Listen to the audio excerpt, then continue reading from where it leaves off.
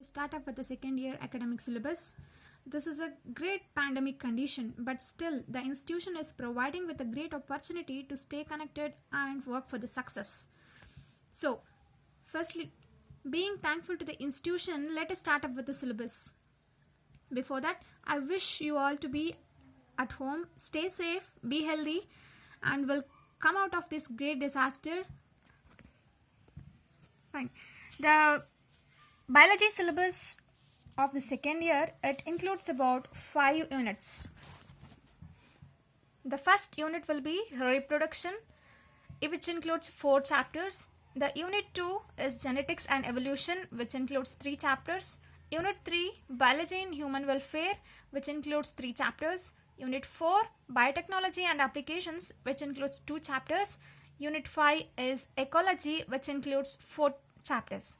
So overall syllabus of the biology includes about 16 chapters. Today I am going to take up with the unit 2, that is genetics and evolution. And under this genetics and evolution, it's been evolution. Under this unit, it includes 3 chapters. The first chapter will be principle of inheritance and variation. The second chapter will be by molecular inheritance. The third chapter deals with the evolution. So, as per the first chapter, principle of inheritance and variation, let us know the meaning of inheritance and variation before going to the topics of this chapter. Inheritance. So, what do you mean by inheritance? Inheritance is a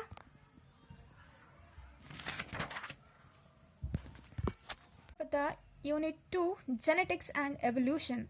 The first chapter under this unit is principle of inheritance and variation. Before starting up with the subtopics of the chapter, let us know the meaning of inheritance and variation. First, as you all know, principle means rules.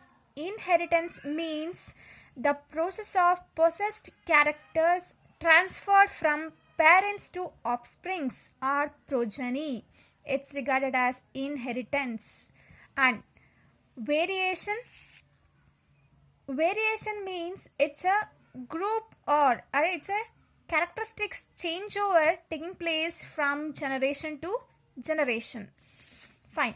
The chapter is having the weightage about 11 marks, and the chapter includes the subtopics.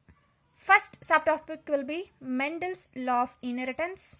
Second, inheritance of one gene. Third, inheritance of 2 genes. Sex determination followed by mutation. Then genetic disorders. These are all the main subtopics which are being included under this chapter. So, before starting up with the introduction for this chapter, there are few terminologies to be known to understand this chapter. Those will be the key points to understand this chapter. So, based on that,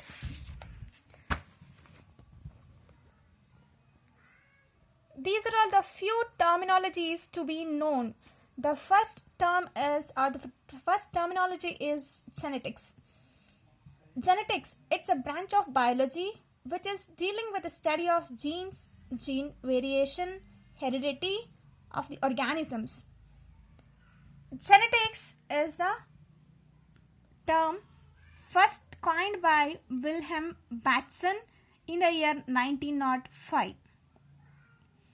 The next term will be offsprings or a progeny. Offspring or a progeny mean it's a successive generation which is being produced by the parental generation. Next term is inheritance. Inheritance, as I told you before, it's a process of possessed characters transferred from one generation to the other generation. That means from the parental generation to the offsprings. Next term is heredity. It's a fundamental unity of life. It's a fundamental unity of life. it can also be defined as tendency of an organisms to resemble their parents by inheriting the characters is known as heredity. I am repeating back. It's a tendency of organisms to resemble their parents by inheriting characters is known as heredity. The next term is genes. The term gene was given by Wilhelm Johnson. It is a unit of heredity. Gene is defined as unit of heredity. And these are all the elements which have the properties of replication, undergoing mutation and recombination with a definite function. Next term is alleles. Alleles, these are the pair of genes occupying the same locus on homologous chromosomes controlling a pair of contrasting characters. It's a pair of genes occupying same locus on homologous chromosomes controlling a pair of contrasting characters. For example, you can take the characteristic of height, right?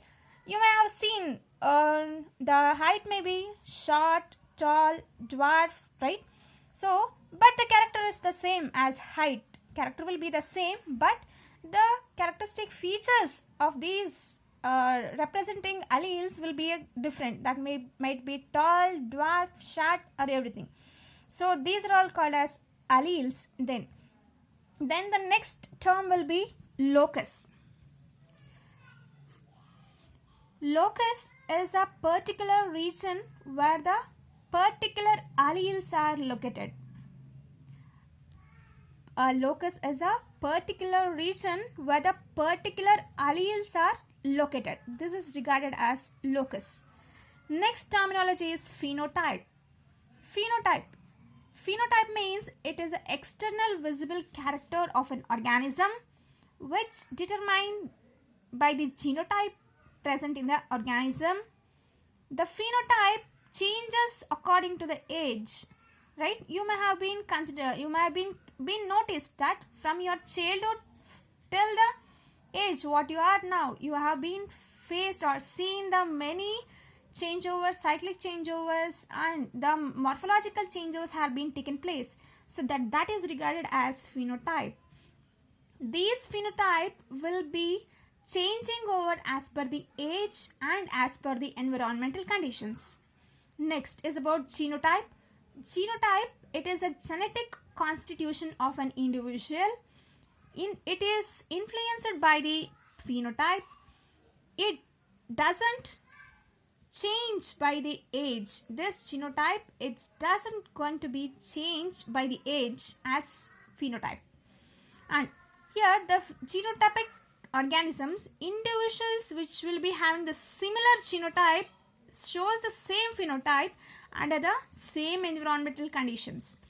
That means individual which are having the similar genotype may show the same phenotype, but the internal characters will be changed. Next term is homozygous condition. Homo means same, zygous means yolk.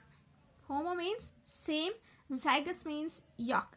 That means representing a character where the both alleles having the same character are representing the same characters, those are defined as homologous chromosomes. For example, that may be the height of any organism. The tall is represented as capital T and capital T. The shortness or the dwarfness is represented as small t and the small t. So this here, the capital T is regarded as dominant characters and the small t is regarded as recessive characters. Next, the next term is heterozygous. Heterozygous means, hetero means different, zygous means yolk. That means presence of two different alleles for a particular character. Presence of two different alleles for a particular character where both the dominant and the recessive characters are being present together.